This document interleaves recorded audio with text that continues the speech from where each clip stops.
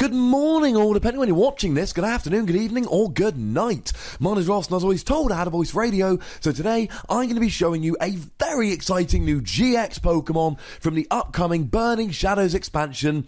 It's Gardevoir GX, and as I mentioned a couple of times, Gardevoir's my girl at the moment on Pokémon Tournament, so lots of love for Gardevoir. I want the GX to be good. Now, first of all, it's a fairy type, and I told you recently about the upcoming Noivern GX. Well, that's going to be weak to fairy, as is basically any good dragon Pokemon released in the future.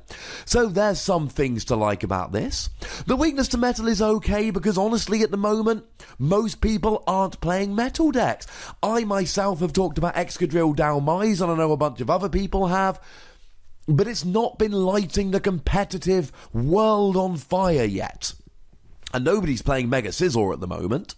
The problem is, of course, that a bunch of people are going to be playing cards at some point, assuming it remains as popular as it is, in order to counter Sylveon, and when they do, they'll also be countering Gardevoir. Now, 230 HP is actually low for a GX Stage 2. They're usually 240 or 250, so boo for that. The retreat cost of 2 is really annoying given that both the attacks are single energy, and you like to be able to attach an energy, use the attack, retreat for that energy. Although do remember that at least for the moment we have Fairy Garden, which was reprinted in Fates Collide, and we can assume that it will stay around for a little while yet. And heck, while we're talking about fancy fairy stuff, how about Comfy, which can essentially give you immunity to all special conditions? That's pretty nice. Add in a resistance to Dark, which with Darkrai coming around and Yveltal is always important, and the fact that you can use the card Fairy Drop as well. And you know what? The intangibles here at the start of this is not actually very bad at all. Fairy Drop, I should mention, also came out in Fates Collide, so we expect it to survive the rotation, though no guarantee. Very likely, though. And then we get on to the specifics and the ability. Once per turn, you can attach a fairy energy from your hand to one of your Pokemon. That's it. That's amazing. Though do remember, you're going to have a fairy energy in your hand to do this. It's not like Xerneas, where you can actually have just an attack bringing it out of the deck and attaching it. Although while we're here, Xerneas could work quite well with this. Who knows? And we've got to wait for the official translation.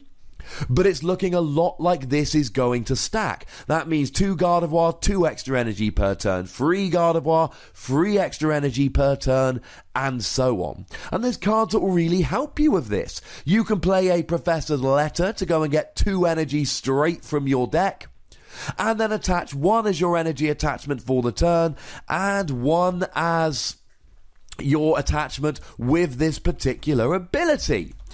Or you can use a Fisherman to get 4 energy out of your discard pile, and you can attach, potentially, I suppose, 1 as your attach for the turn, and 3 from 3 different abilities. Although do remember that Professor's Letter was last released in Breakthrough, so there is every possibility this might rotate with the next rotation. We'll have to wait and see. And this ability will combo really nicely with anything that plays fairy energy or anything that uses colourless energy. Xerneas Break, I've already mentioned, could be really good. Well, I mentioned Xerneas. Xerneas Break has a really cool attack that does more damage according to the amount of energy on your field, so that could be quite nice, playing it like Darkrai from Breakpoint.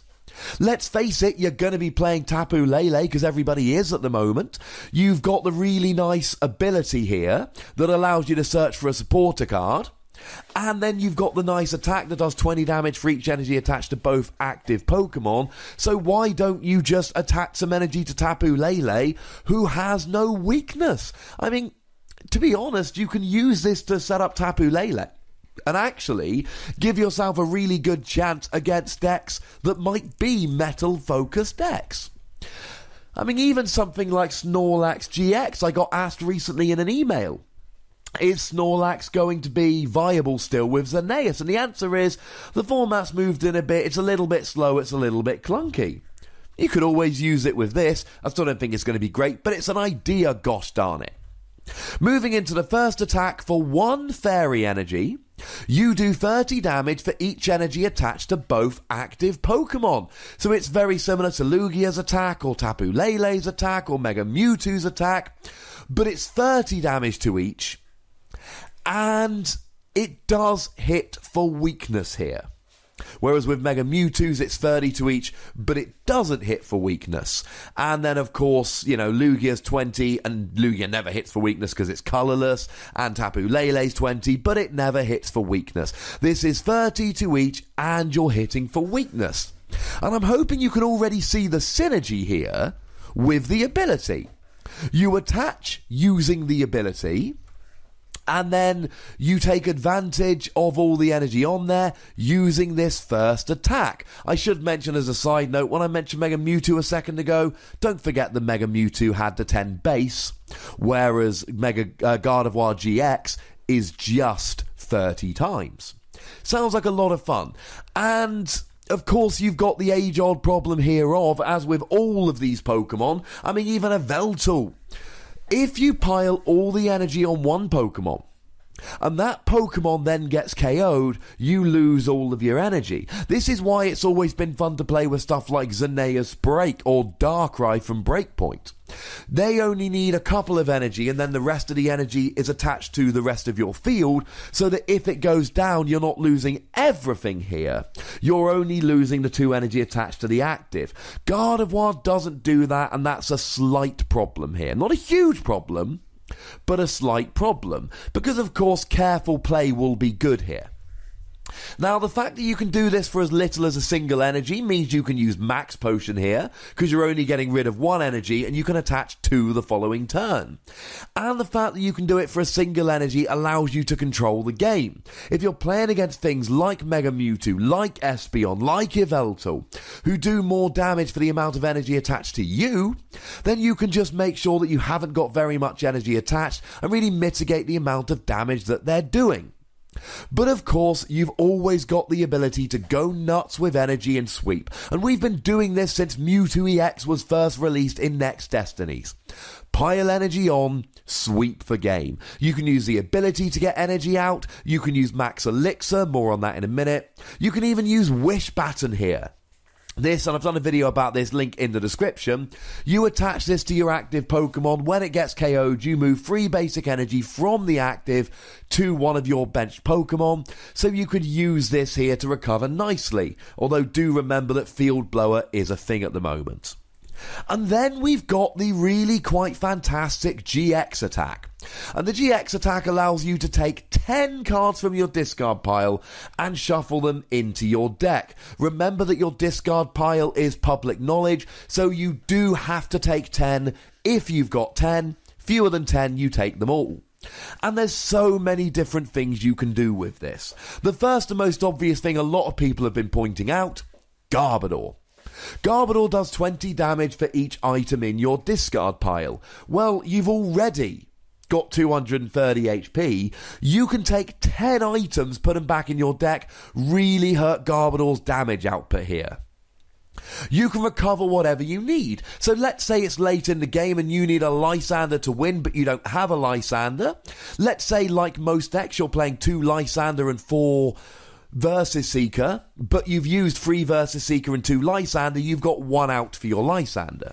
So now you use this GX attack, you put all your Lysander and all of your Versus Seeker into your deck, and now you've got 6 outs rather than 1.